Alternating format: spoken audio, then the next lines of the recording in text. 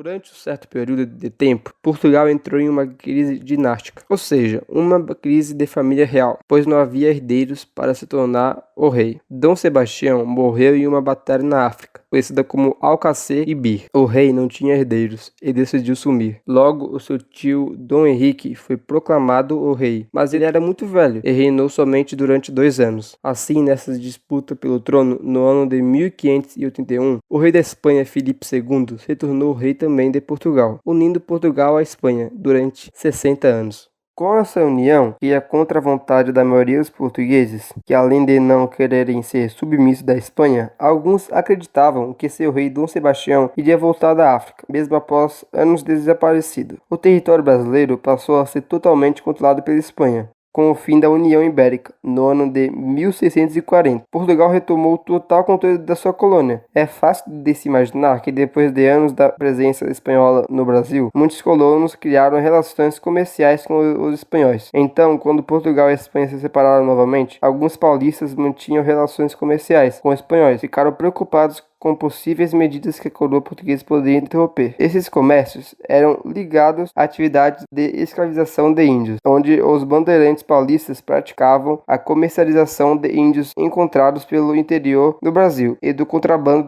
na região do Rio de Prata. O grande problema foi que Portugal proibiu a escravização dos indígenas, que assim acabava forçando os bandeirantes a comprarem escravos africanos, o que fez lucrar ainda mais com esse tipo de comércio. Os bandeirantes paulistas não aceitaram a proibição, pois iria acabar com seu comércio. Então, um grupo de bandeirantes se revoltou contra a nova lei, querendo o fim da proibição de escravização de nativos. Então surgiu assim um novo estado que, independentemente de Portugal, e assim voltaram a comercializar com a Espanha. Após a formação do novo estado, Amador Bueno de Ribeira foi escolhido como líder da revolta e rei do novo estado, independentemente de Portugal. Sua decisão nessa situação foi não aceitar as responsabilidades dadas a ele, pois sabia que a revolta contra Portugal iria prejudicar o comércio da vila de São Paulo, causando uma grande reação violenta da corte portuguesa. Com essa escolha, ele acabou sendo perseguido pelos revoltosos e se refugiou no Mosteiro de São Bento,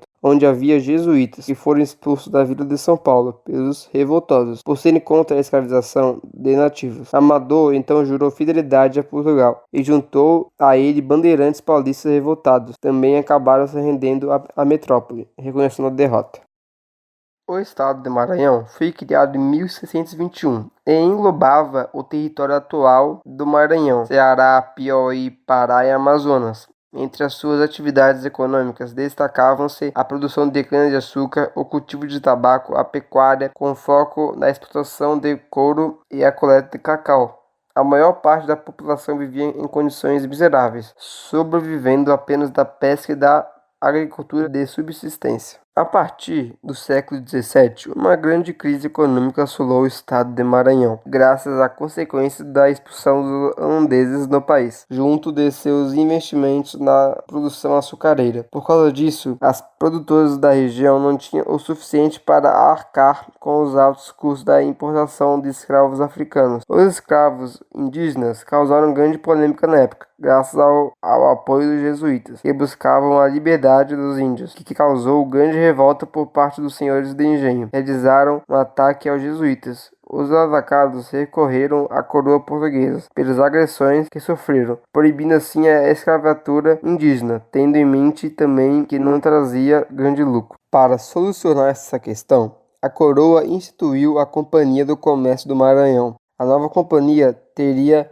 o monopólio de todo o comércio do Maranhão durante 20 anos, com a promessa de introduzir 10 mil escravos africanos. Além disso, era obrigação da companhia fornecer tecidos e recursos, como o bacalhau e a farinha de trigo, assim como alguns produtos locais, feito o cacau, a baunilha e o tabaco. Apesar disso tudo, a operação da companhia não conseguiu cumprir com o acordo, agravando ainda mais a crise econômica. Por causa disso, tanto os comerciantes como os grandes proprietários rurais e até a população se indignaram com toda essa situação. Por causa disso, a companhia foi acusada de não fornecer o que deveria. Toda essa confusão tomou a situação propícia a uma revolta. Depois de alguns meses de preparação, se aproveitando da ausência do governador, a revolta aconteceu na noite de 24 de fevereiro de 1684, durante a festa de Nosso Senhor dos Passos, com a liderança dos irmãos Manuel e Tomás Beckman, senhores de engenhos da região, e de Jorge de Sampaio de Carvalho, com um agrupamento a outros proprietários, comerciantes e religiosos insatisfeitos com o privilégio dos jesuítas. Um grupo de 60 a 80 homens foram para a ação, assaltando armazéns da companhia. Logo, nas primeiras horas do dia seguinte, os sediciosos tomaram o corpo da guarda em São Luís. Dali foram, junto de outros moradores, agrupados no caminho, para a casa do capitão Mor, que gritava por socorro, mas sem sucesso.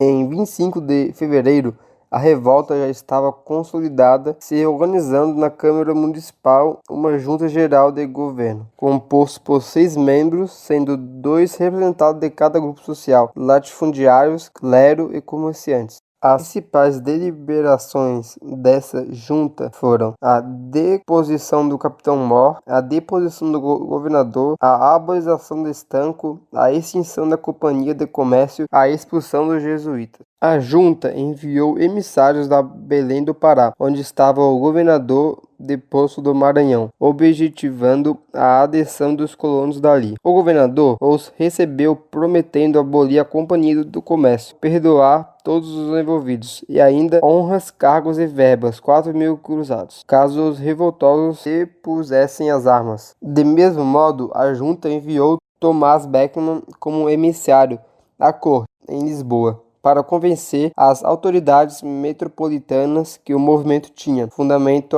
e era justo. Sem sucesso, recebeu voz de prisão no reino e foi trazido preso de volta ao Maranhão para ser julgado com os demais revoltosos.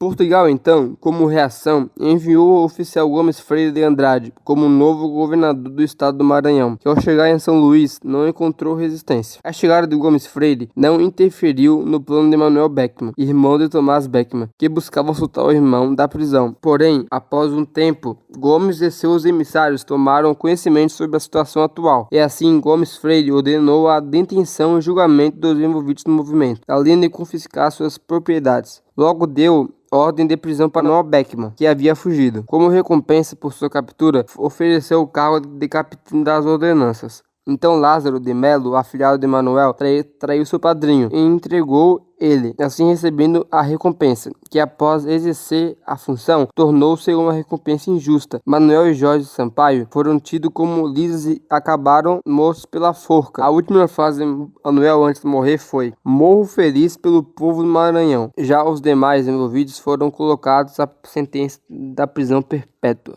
No século XVII, a situação miserável do estado do Maranhão continuou inevitável, mesmo que a administração do estado tenha tentado encaminhar soluções para questões da região. A companhia também tentou se aproveitar de oportunidades criadas pela Revolução Industrial Inglesa e pela Guerra de Independência das 13 colônias na América do Norte, incentivando a produção de algodão do Maranhão. A exportação do produto cresceu rapidamente, graças ao contexto, mas a produção entrou em declínio e se tornou a desgraça da região. Logo, quando a Inglaterra reatou as relações comerciais com a antiga colônia, por toda essa situação desfavorável ao estado, Maranhão foi extinto no dia 9 de julho de 1774, subordinando as suas capitanias ao vice-rei do Brasil, alocado no Rio de Janeiro. Ao mesmo tempo, a coleta das drogas do sertão declinou também, graças à desorganização causada pela expulsão dos jesuítas.